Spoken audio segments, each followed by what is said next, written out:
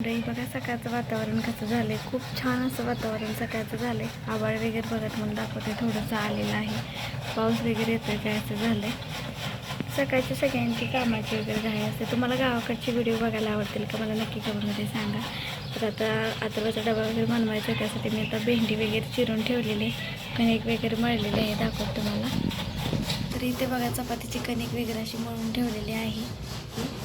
आणि इथे त्याच्या डब्यासाठी भेंडी वगैरे चिरून स्वच्छ अशी भेंडी धुवून घेतली आणि चिरून वगैरे ठेवली. कारण त्याला भेंडी वगैरे जास्त आवडते खायला. इथं मूग डाळीची आमटी वगैरे आहे ती उकळवून वगैरे ठेवली. काल आम्ही सोलापूरला मंदिरामध्ये गेलो होतो बाळमामांच्या, तर तिथे आम्हाला हा फोटो वगैरे दिला. खूप छान असा हा फोटो आहे बघा मामांचा. तर म्हणतात ना ज्याच्या घरी मामांना यायचं असतं ते नक्कीच तिथे येतातच मामा. आणि अनपेक्षितच असं काहीतरी घडलं. म्हणजे कसं झालं ते जे पुजारी म्हणजे मामा आहेत ते त्यांनी बरीच वर्षे मामांची तिथं म्हणजे सेवा केलेली आहे. त्यांना म्हणजे ती प्रचितीच झालेली आहे. त्यामुळे ते त्यांचं जे मंदिर आहे सोलापूरमध्ये त्यांनी उभं केलेलं आहे स्वतःचं असं म्हणजे बाळमामांचं. ती बाळूमामांची सेवेकरी तिथे होते. बऱ्याच वर्षी त्यांनी सेवा वगैरे केलेली आहे. तर खूप छान असं बघा त्यांनी आम्हाला फोटो वगैरे दिलेला आहे. बाळूमामांचं आपल्या आगमन घरामध्ये झालेलं आहे बघा. कुठलंही करणी-बाधा किंवा कुठलाही त्रास भूतबाधा वगैरे काही सुटका होत नाही आहे मामांचा फोटो घरामध्ये असल्यानंतर. आमच्याही घरामध्ये फोटो वगैरे नव्हता. तर मामांचं आगमन आमच्या घरामध्ये आज झालेले खूप आनंद होतो आहे. तर छान अशी देवपूजा थोड्या वेळानं आता करणार आहे. त्यानंतर मामांचं फोटोचं पूजन वगैरे करून तिथे देवाऱ्यापाशी लावला जाणार आहे. मामा आपल्या घरात आलेले आहेत. कुठलीही जी वाईटची शक्ती असते त्याचा जो प्रादुर्भाव आहे तो आपल्या घरावरती किंवा आपल्यावरती पडत नाही. मामासोबत आपल्यासोबत असतात. जसे आपले स्वामी महाराज आपल्यासोबत असतात तसेच बाळूमामा सुटकन आपल्यासोबत असतात. त्यामुळे मामांचं आगमन बघा झालेलं आहे घरामध्ये. बाहेर वगैरे गेल्यामुळे बघा मला व्हिडिओ वगैरे काही शूट करता आला नाही आहे. त्यामुळं व्हिडिओ वगैरे मी काही टाकला वगैरे नाही आहे. तर काल उशीर झाला बराच जाऊन यायला वगैरे. तर वातावरण बघा कसं झालं आहे. तर तुम्हाला असे गावाकडचे व्हिडिओ बघायला आवडतील का नक्की मला कमेंटमध्ये सांगा. तर असेच छान छान व्हिडिओ बनवण्याचा नक्की प्रयत्न करेन. तर बऱ्याच ज्या ताई वगैरे आहेत ते यूट्यूबवर आहेत आणि ते जे म्हणत असतात की माझ्याकडं ते घेण्यासाठी वगैरे कुठलाही जे स्टँड वगैरे असतं ते काही नाही आहे, तरी पण माझं चॅनल मॉनिटाईज वगैरे झालं असं म्हणत असतात. तर होतं असं. काही जणांची इच्छा असते की माझं चॅनल मॉनिटाईज झाल्यानंतर मी याच्या काही वस्तू लागणार आहे त्यानंतर घ्यायच्या. तोपर्यंत नाही, तोपर्यंत हातानेच ते बऱ्यापैकी प्रयत्न करत असतात आणि शूट घेत असतात. तसंच माझंही आहे. मलाही मोबाईल हातामध्ये घेऊनच शूट वगैरे घ्यावं लागतं.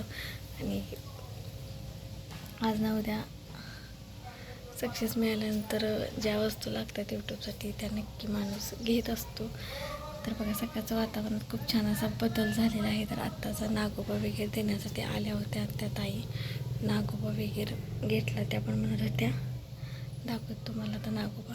बघा लवकरच नागपंचमी वगैरे येत आहेत आणि ही आहेत बघा नागोबा. तर नागोबा आता आधी 10 रुपये 15 रुपये 20 रुपये असे येत होते. आता याची किंमत आहे. अजून एक नागोबा आहे तुम्हाला मी एकच दाखवलेला आहे. याची किंमत झालेली आहे बघा 30 रुपये. 30 रुपयाला हा एक आणि अजून एक असा नागोबा तोर मिळालेले आहेत.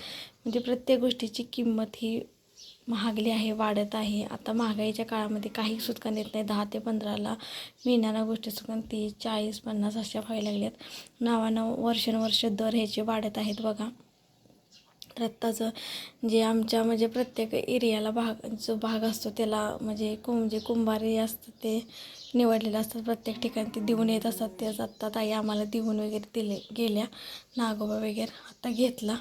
तर इथं बघा नागपंचमी आता लवकरच जवळ आलेले आहे. गौर गणपती आलेले आहेत जवळ.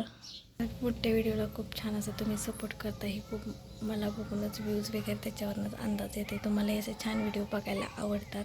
तर आपल्या तिथं सीताफळीचं झाड आहे बघा. एक सीताफळीचं झाड आहे ते चालू झालेलं आहे. लवकर पाड आला आहे त्याला. आणि दुसरं जे आहे त्याला अजून पाड वगैरे काय आलेलं नाही आहे. जरा लेटच आहे ते. त्याच्या ज्या फांद्या होत्या त्या मागच्या वर्षी मोडून वगैरे काढल्या होत्या. त्या बघा किती छान अशा फुटल्यात वगैरे तुम्हाला दाखवते. अशी पाने वगैरे अशी फुटले ते. त्यामुळे त्याचा जो पाड आहे तो लेट आहे. आता दारासमोर इकडे चक्का पूर्ण असं बघा पावटा वगैरे मी घालून घेतलेला आहे. पावटा टोकलेला आहे. तो उगवून पावसामुळे थोडा थोडा टिपी पाऊस पडत असतो, त्यामुळे येत असतो उगवून शेणा. आणि चुनूला पावटा आहे तोच आपण लावलेला आहे. आणि असे छान छान मोठे व्हिडिओला सपोर्ट करत जावं. आता माकडाने बघा तिथं डापी आहे ती कशी मोडून टाकली. इतकं 2 दिवस झालं जे माकडं आहे ते इतकं पिसळल्यावानी करत होतं, ओरडत होतं आणि बाकीच्या माकड्यांच्या मागं लागत होतं. अगदी माणसं सुटकान भीत होती. तर मला वाटलं बघा अजून गेलेले असावीत माकडं, पण नाही. चिंचाच्या झाडावरती शेंड्यावर जाऊन बसलेले असतात, पाला वगैरे खातात, चिंचा वगैरे कवळे असतात ते खात असतात बघा. वरती आहेत तिकडे झाडाच्या अडुशाने दिसत नाहीत. एक जे वांडर आहे ते इतकं ओरडत होतं, भरपूर ओरडत होतं. तर बघा कसा वाटला आजचा व्हिडिओ नक्की सांगा. चॅनलवरती जर आपला कोण नवीन असेल तर व्हिडिओ सबस्क्राईब करा, लाईक करा आणि जास्तीत जास्त शेअर करा. धन्यवाद.